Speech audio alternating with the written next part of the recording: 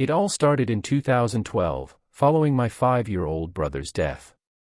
Grief made itself at home in the deep wound left by the loss of our mother only 3 years earlier.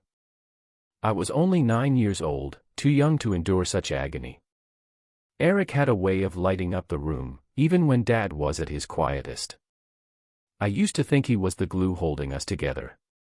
Without him, the silence in the house was deafening. Then again, I don't know whether anybody would be able to bear what I've seen and felt. After Eric passed, it was just Dad and me. But I felt, in a way, as if I'd buried my father too, or, at least, buried the version of him I had once known. Eric's funeral seemed to break him. In fairness, my father has always been inward and reclusive, but he became worse after my brother died. Some nights, he'd leave my dinner on the table, and then I wouldn't see him until the morning.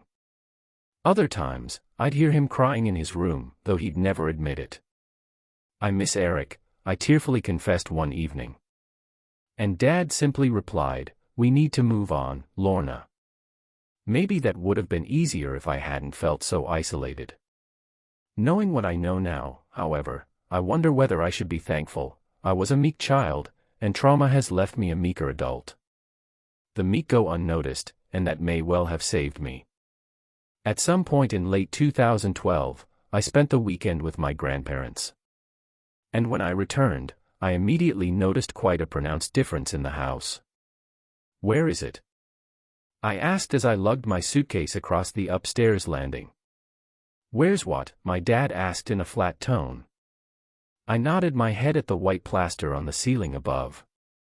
"The attic door." He frowned. "We don't have an attic, Lorna." I rolled my eyes. "Very funny, Dad. What's between the ceiling and the roof then?" "That space is structural," my father said softly. "It's not accessible." That made no sense to me, but I was young, too